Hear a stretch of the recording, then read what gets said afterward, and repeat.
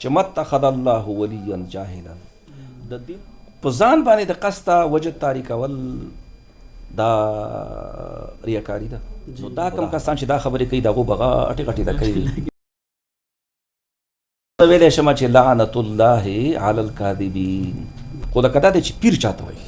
یعنی مرشد چاته وي عربي کې وځي ما چې مرشد چاته وي. مرشد چاته هر څوک چې کوم نه ځان ته حق وي جی هر سړی وي چې زه په حق یم به جنتی یم. نو اسلام او شریعت چاته حق وي.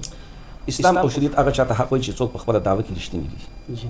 او څوک چې په خپل دعوه کې دروغجن دي کاغه څوم ځان ته وي چې په حق یم هغه په حق نه دي. اصل کې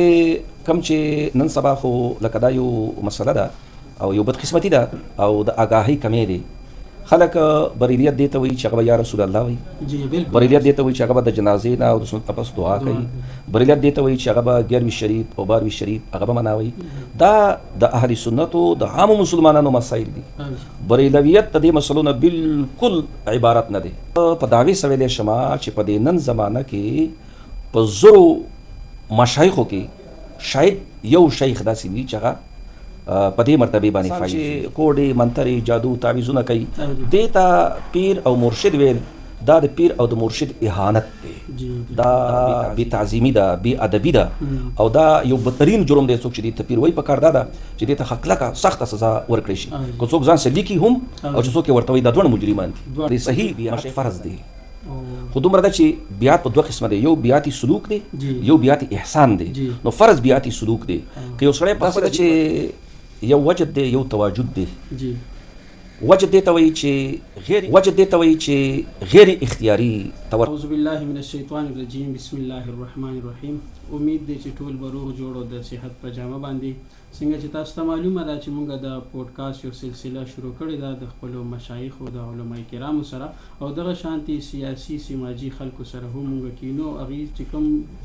د ایکسپرټ وي هغې حوالې سره موږ د هغې نه پوښتنې کوو. نن هم زموږ یو د خوش قسمتۍ لمحه ده او یو ښایسته ښکلې لمحه ده چې په هغې کې موږ د خیبر پښتونخوا یو جید عالم دین چې هغه استاد العلماء دی او د هغې په زرګونو باندې شاګردان په دې ځمکه باندې موجود دي. د هغې سره زموږ ناستې نصیب شوی دی. د هغې سره به خبرې اترې کوو او د هغې نه بعد هغې د ژوند حوالې سره او څه چند دیني مسایل هغه به ترېنه اورو. نو تاسو ټول زموږ سره اوسئ او دا ویډیو تر اخره پورې وګورئ. انشاءالله ډېر څه به ترېنه حاصل کوئ. د ټولو نه اول موږ سره چې کوم شخصیت ناست دی د هغې تعارف در سره کومه چې د درسي میدان یو شهنشاه او د تصوف د میدان هم یو شهنشاه دی. زما مراد پیر طریقت جناب مفتی نظام الدین سرکانی صاحب چې هغې موږ سره ناست دي په دې پروګرام کې او د هغې نه بعد تپوسونه او پوښتنې کوو. نو د ټولو نه اول مفتی صاحب ډېره شکریه هم ادا کوو چې تاسو موږ له وخت راکړو. مهرباني جی جزاکم الله خیر الجزا. مفتی صاحب څنګه چې دا ټولو ته معلومه ده چې ستاسو تعلق د دین سره دی او دین اشاعت چې کوم دی نو هغه کوئ. نو د ټولو نه اول پوښتنه به دا وي چې تاسو د کوم سن نه چې کوم دی نو د دین سره ریلیټډ یو دا درس او تدریس کوئ؟ زما جی تقریبا 85 نه 86 نه د طالبۍ سره تدریس سره هم زما تعلق دی او ما په طالبۍ کې د شرح جامع پورې کتابونه لولولي دي. مطلب په کوم ټایم کې لا فراغت نو شوی مخکې د فراغت نه ما تدریس کو. او کوم مدرسه کې مو دا درس وکړو؟ د اهل سنت و جماعه چې کوم معروف او مشهوره مدرسه ده او یو مرکزی مدرسه ده قدیمی مدرسه ده. اسی خو ټول خلک وایي چې دا زما مدرسه ام المدارس ده خو چې کوم صحیح معنی باندې په رښتیو باندې ام المدارس ده نو هغه دارالعلوم جامعه غوثیه معینیه خارجیه کتود هغه مدرسه ده. ماشاءالله. او مفتی صاحب ستاسو چې کوم دینی سفر دی هغه بیا په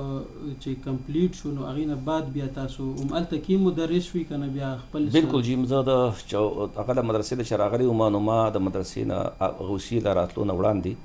4 درجو پورې کتابونه ویلي وو او تقریبا 4-5 کاله ما طالبي کړې وه مختلفو مدارسو کې مختلفو اساتذو سره. خو چې کله بیا زه جامع غوثي ته رالم نو ما د استاد صاحب رحمت الله تعالی علیه نه بیا اثر نو سبقونه ووایل یعنې د رابعې نه بیا واپس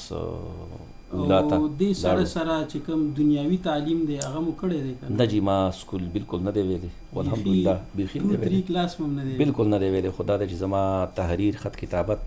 څوک چې میټرک وي او بی کړی د هغه نه بهتر دی ښه دی هغه الحمدلله. طرف ته راځو جي بل مفتی صاحب ستاسو چې کوم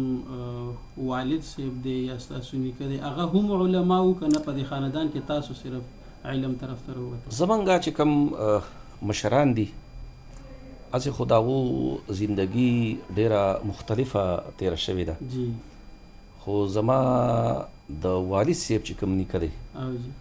زما نوم نظام الدین دی او د والد صاحب مې الله تعالی دې غریق رحمت کړي او الله تعالی دې پرې رحم وکړي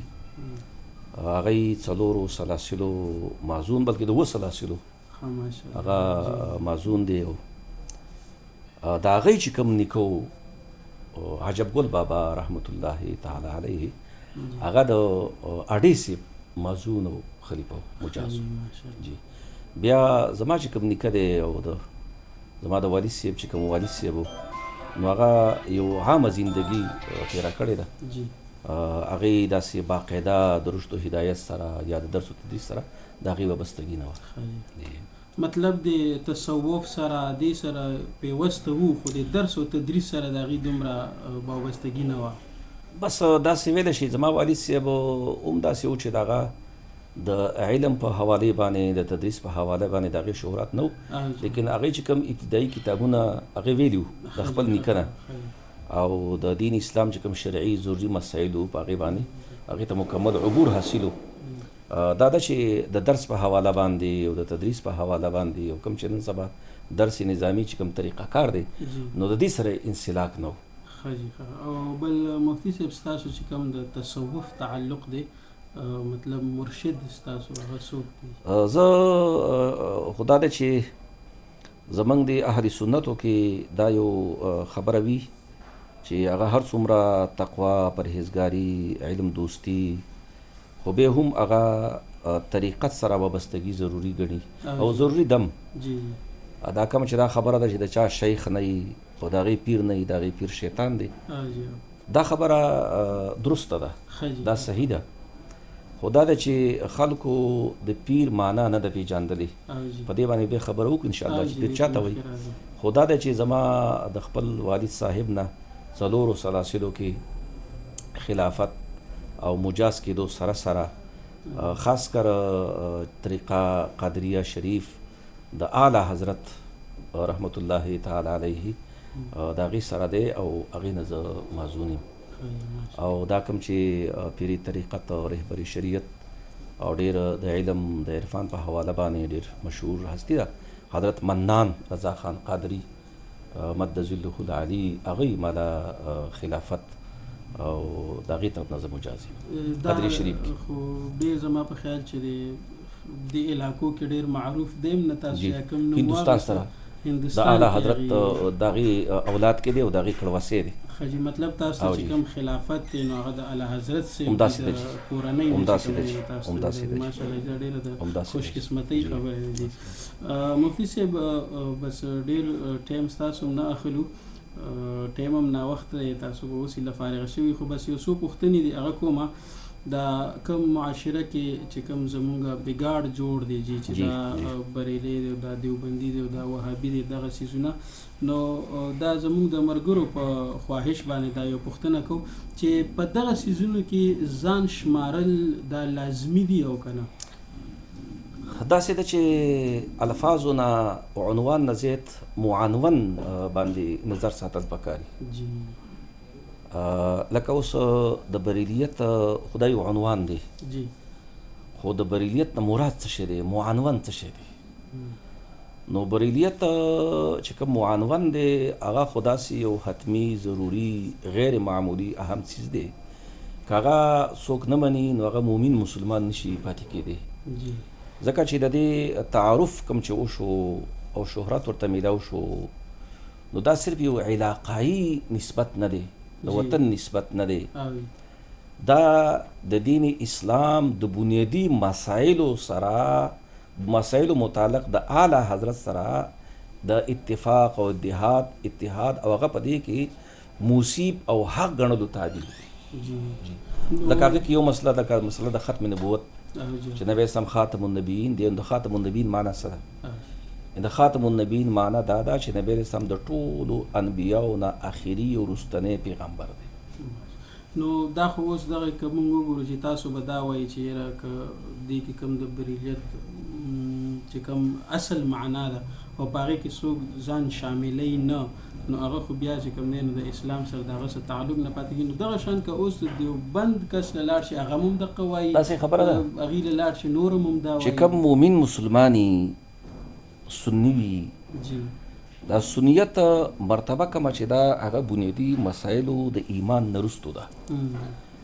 څوک چې مؤمن وي نو هغه به بریلي وي، که هغه بریلي عنوان باندې نه وي خو معنون کې هغه بریلي دي. ځکه چې د بریلویت معنا څه ده؟ نبی پاک صلی الله علیه وسلم د ټولو انبیاو نه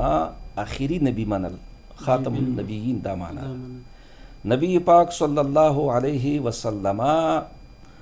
اعلم الخلائق منل، چې نبی علیہ السلام علم د هر عالم خلایقو کې د هر عالم نه زیات دی. د دې ضرورت اله پیښ شو چې کله دا وویل شو چې د شیطان علم د نبی علیہ السلام د علم نه زیات دی. نو څوک چې د شیطان علم د نبی علیہ السلام د علم نه زیات مني نو دا واقعي بریلی نه دی. بالکل. خو چې کم کس نبی علیہ السلام اعلم الخلائق مني نو دا که ځان ته بریلی وي نم وایي نو دا بریلی دی. بالکل شي. بل دا خبره هم ده چې اکثر موږ د خلکو نه اورېدلي دي او زموږ داسې کسان دي هغوی وایي ویره د بریلیان چې کوم دی نو دوی د نبی علیه السلام له په دغه کې صف کې ځي پرېږدي او یا چې کوم دی نو په سټیج باندې دي یو کرسۍ ایږدي. نو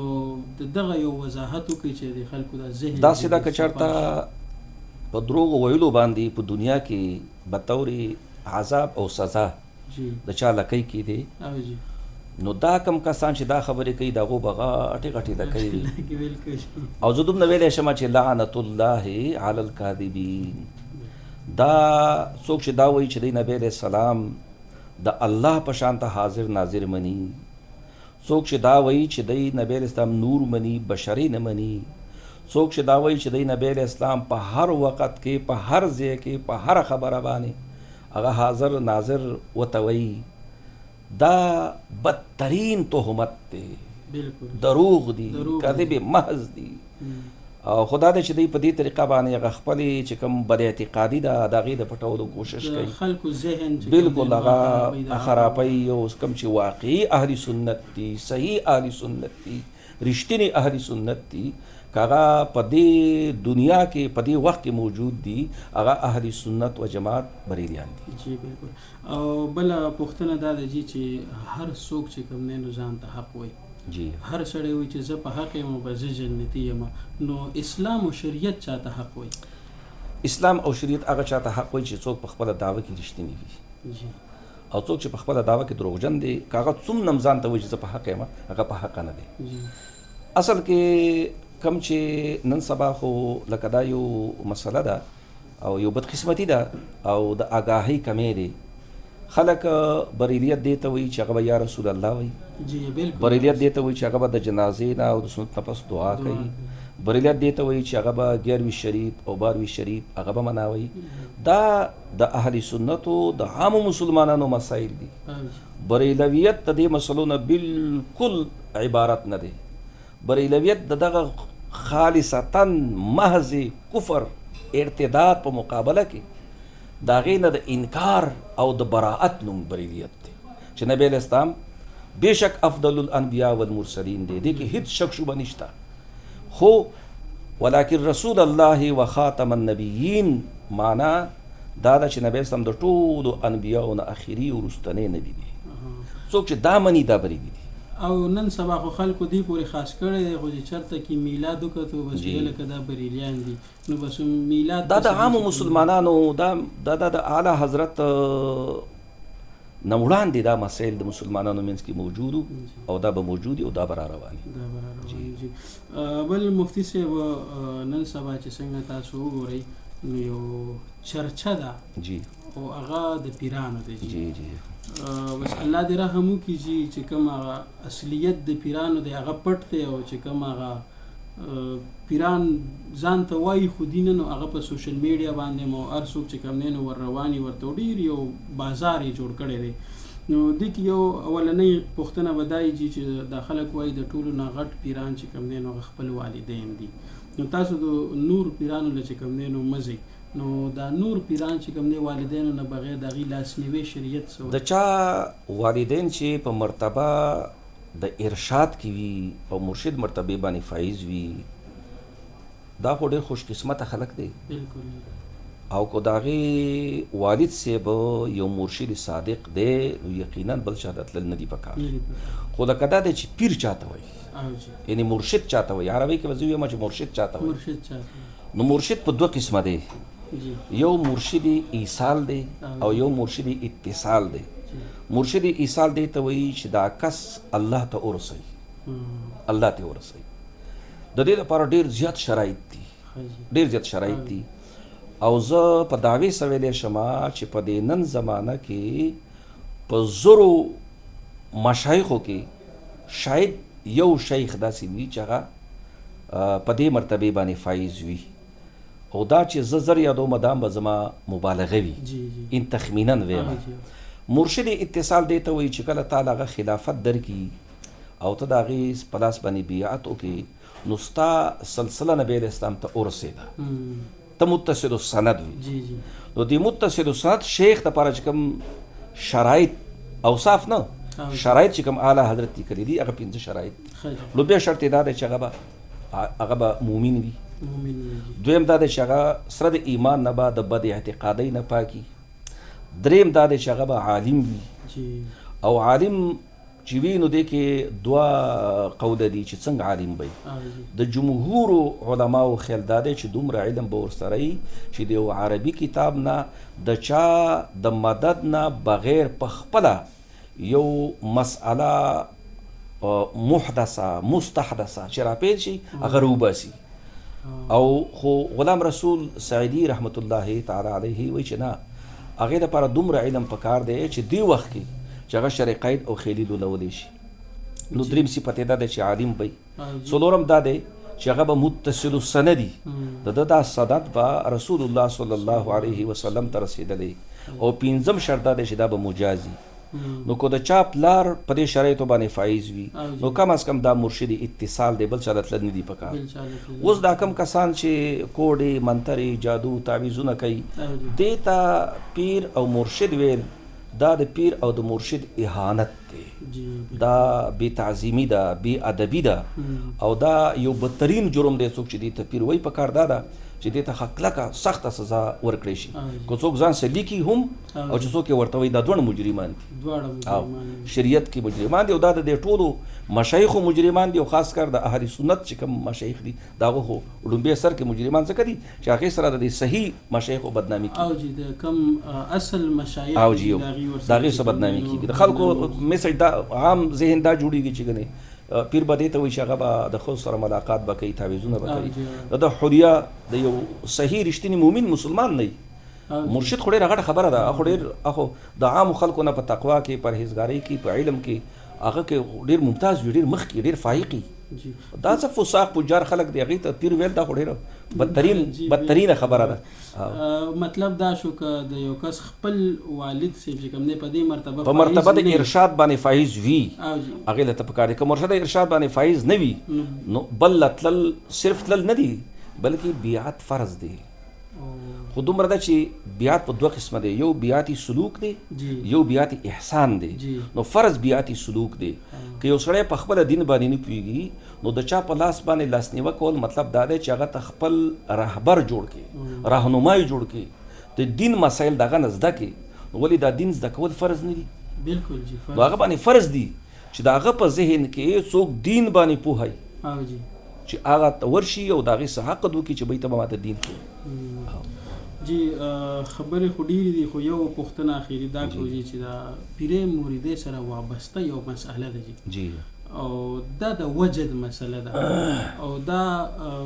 پیران ډیر دي خو دا بعضې پورې بیا خاص وي جی جی جی نو د دې په شریعت کې څه حیثیت دی داسې ده چې یو وجد دی یو تواجد دی جی وجد دی ته وایي چې غیر اختیاري طور سره په یو سالک باندې په یو مومن باندې یو کیفیت نه دوچار شي او هغه خپلو اعضاو باندې خپلو اندامونو باندې خپل ځان باندې هغه کنټرول ونه کړی شي او هغې نه څه چې حرکات وي هغه د هغه په اختیار کې نه وي هغه چې هر قسمه حرکت د هغې نه صادریږي هغه محمود دی او هغه بهتر دی قابل ستایش دی هغه د ډانس او د ګډا صورت ورې نه او یو چې کوم دی تواجد دی تواجد معنی دا ده چې هغه د اهل وجدو نقل وکي د اهل وجدو او یعنې ځان باندې د قصد وجد طاري کوي نو ځان باندې قصدن عمدن وجد طاري کولو د جواز دپاره اعلی حضرت فتاوی رضویه کې لیکلي دي چې هغې دپاره دا شرط دی چې هلته به څوک هم نه وي تنې تنها به ځان له به نو که چېرته په بنده کمره کې تنې تنها ځان له د هغه صحیح رښتینو صادق اهل وجد هغه کیفیات نقل اتاری د هغو ساده تشبه دپاره دې کې څه حرج نشته او رښتینی وجد اعلی حضرت لیکلي هغه دا دی چې ته په هغې باندې توره وباسې توره او هغې ته دا احساس ونه شي چې دا څوک ما باندې ګزار کوي چې را باندې تور رسوي دا زما دشمن دی او که دوست دی دا وجد صادق دی په ځان باندې د قصده وجد طاري کول دا ریاکاري ده او دا حرام دی لکه دا خودنمایي ده مسجد بیا پکې ډېرې مسلې دي که نه بې حرمتي په خپل ځای باندې ده یعنې دا اراعت دی تصنع ده جعل دی نو دا خو د ډېرو برایانو د ډېرو معاصیو د ارتکاب سبب دی دې نه خو ځان ساتل پکار دي ها چې کوم وجد صادق دی سبحان الله هغه زموږ د هر چا مطلوب دی الله تعالی دې موږ ټول صحیح رښتینی وجد راکړي بالکل څنګه چې مفتي صاحب تاسو اوس طلباو ته خبرې کولې نو هغې کې تاسو یو خبره هم کړله طلباو ته چې یاره د یو ولي جوړېدو دپاره هم چې کوم دی علم ډېر زیات ضروري دی نو همدغه خبره ده چې دا پیرانو ماغه دي کوم اولیاء دي بس هغې ته موږ په ساده زبان کې چې کوم دی پیران وایي نو د هغې دپاره هم دا کوم یو خو دا رواجي علم دی دا 8 درجې یا 9 درجې درس نظامي چې کوم دی که نه نو دا علم دي ته حاصلول دا هم لازمي وي ورله یا که داسې وي اوس یو کس هغه علم نه کړی او د هغه والد صاحب پیر پاتې شوی وي او هغه په خپل علم ونه کړي او هغه بیا د هغه ګدنشین جوړېږي نو جوړېدی شي زما دا یو کس سوال وکړو چې ته د ولایت دپاره علم بطور شرط منې نو بشر حافي رحمت الله تعالی علیه هغه صرف د بسم الله الرحمن الرحیم په یو کاغذ ټوکړه باندې لیکلی شوی وه د هغې ومونده هغې راپورته کړه او د هغې په نتیجه کې هغه د الله ولی جوړ شو او ټول خلک یې مني نو اخو یو عامي سړی یو امي سړی نو حق دا ده چې ما د بشر حافي رحمت الله تعالی علیه سوانح نه وکتلي نو زما طریقه دا ده چې څوک داسې تپوس وکړي او ما ته معلومات نه وي ما ته جواب له لږ وخت راکړه نو ما به د هغې هغه سوانح وکتل هغې نه پس هغه به تللی دی هغه علم حاصل کړی دی احادیث د رسول الله ویلي دي ګڼ محدثین د هغې استادان دي دغه شانته حضرت جنید بغدادي رحمت الله تعالی علیه چې کوم د یو سید په احترام کې ځان پهلواني کې راوغورځاو د هغې په نتیجه کې هغې ته ولایت میلاو شو همداسې نه دی چې دا ولایت سره د بې علمۍ نه میلاویږي نه دی زموږ سره دا کتاب پروت دی رساله قشیریه دا د یو منلی شوی په تصوف په باب کې یو بنیادي کتاب دی قانون د لیکلی دی چې متخذ الله ولیا جاهلا د دین نه بېخبره کس الله کلم ولی نه دی جوړ کړی یعنی د دین نه بېخبره کس ولی جوړېدل د شریعت د علم نه عاري د شریعت په دین باندې چې نه پوهېږي داسې کس د الله خپل ولی جوړول دا د الله قانون نه دی عادت یې نه دی هغوی متخذ الله ولیا جاهلا. البته د هغې دپاره شریعت باندې پوهېدل شرط دی، لازمي دي دین باندې ول پوهېدل شرط دي. دا چې کوم درس نظامی درجه اوله ده او ثانیه ده او ثالثه ده دا شرط نه ده، خو دین باندې پوهېدل دا شرط دي. پوهه ورته څنګه چې حاصل تاسو شي. مخکې ویل چې هغه یو مسأله چې کوم دی نو بغیر د تپوس کولو نه یو عربي کتاب نه راویستلی شي. دومره مقدار کم از کم د یو مرشد دپاره دا ضروري دي چې ځکه چې هغه مخکې نه د هغې تربیت کوي، نو په څه باندې به تربیت کوي؟ په دین باندې به تربیت کوي. نو دین نه باخبر کېدل د مرشد دپاره ضروري دي. جی او بل چې کوم دا دې سره ریلیټډ دا تصوف سره دا سلسلې دي، قادریه، نقشبندیه یا چشتیه یا سهوردوردیه، نو دا د کم ځای نه سټارټ شوي دي؟ او دا اکثر خلک وایي چې یاره دا خو د نبي علیه السلام په دور کې نه وي او دا اوس د خلکو جوړ کړي دي، دا ذکرونه اوس خلکو جوړ کړي دي. دا شریعت باندې او د طریقت نه د بې علمۍ او د بې خبرۍ او د لا علمۍ یو وجه ده جی چې نه خو خلک د شریعت نه خبر دي، نه د سلاسلو د حقیقت نه خبر دي، او نه د سلاسلو د اسکارو د سبق نه خبر دي. جی او داسې شوی هم دا چې عملي طور سره چې ډېرو سلاسلو کې داسې دي چې د هغې چې کوم بنیادي اسباق دي هغه اسباق ډېرو ځینو کې نشته. کوم چې بنیادي اسباق دي هغه چېرته مرید دا یو وظیفه ورکړې ده د رزق د وسعت دپاره، یا دې دپاره ورکړې ده چې د هغې زړه ته اطمینان حاصل شي، هغه د هغې نه د طریقې سبق جوړ کړی دی. خو کوم چې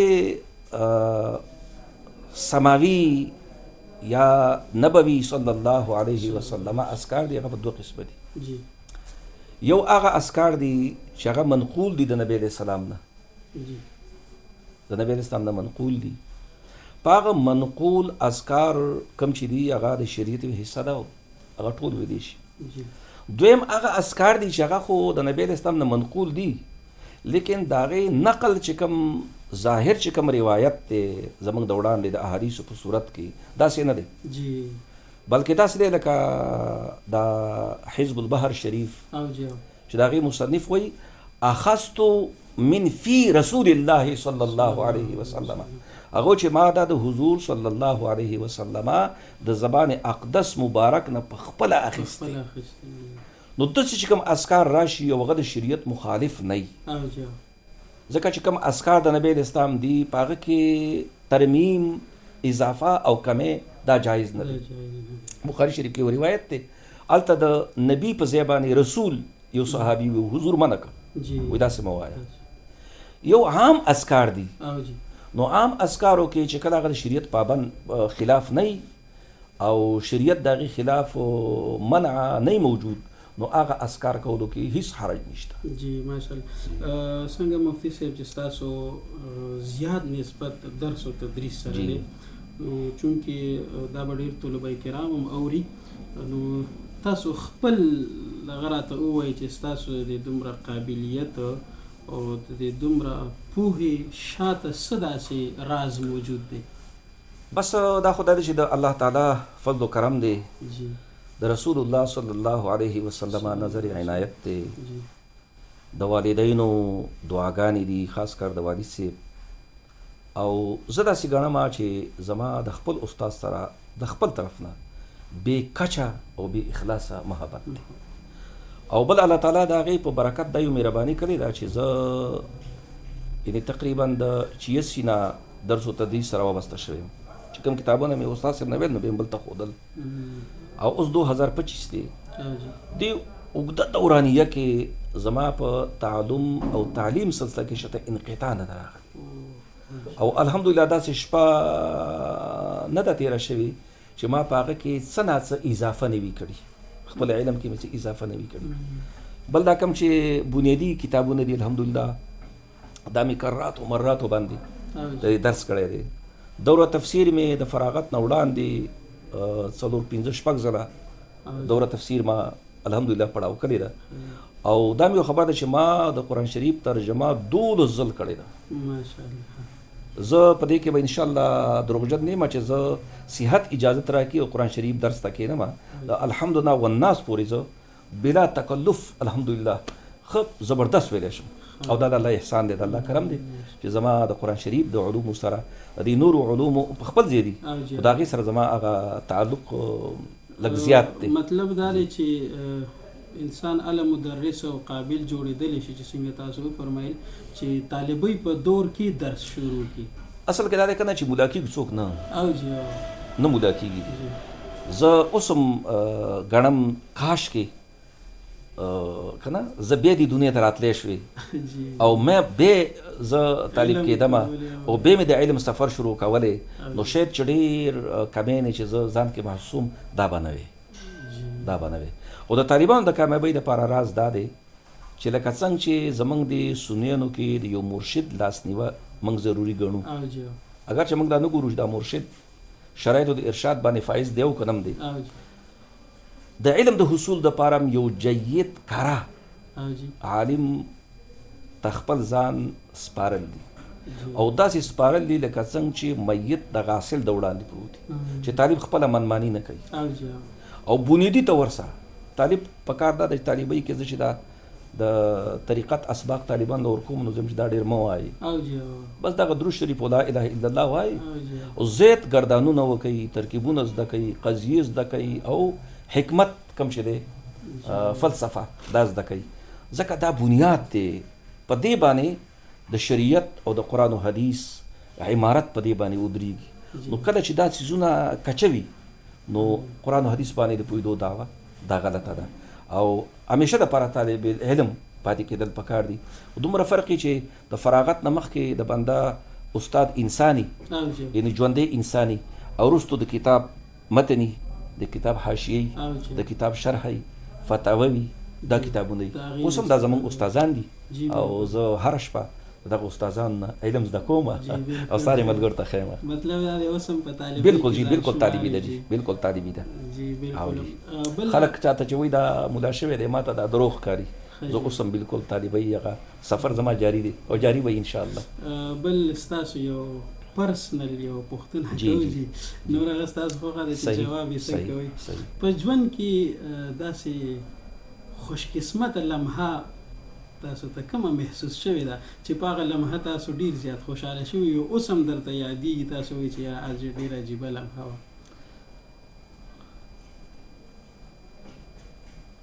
داسې خو ډېرې چې کومه ستاسو زړه ته اوس هم مطلب رانږدې کېږي چې یاره دا ډېره دا پکې ولګوه اوس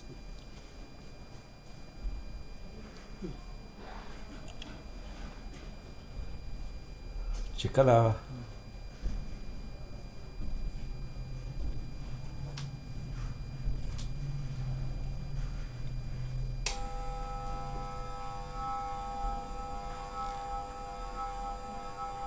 زما والد صاحب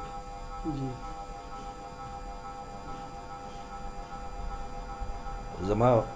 علمیت او ملاتو تسلیم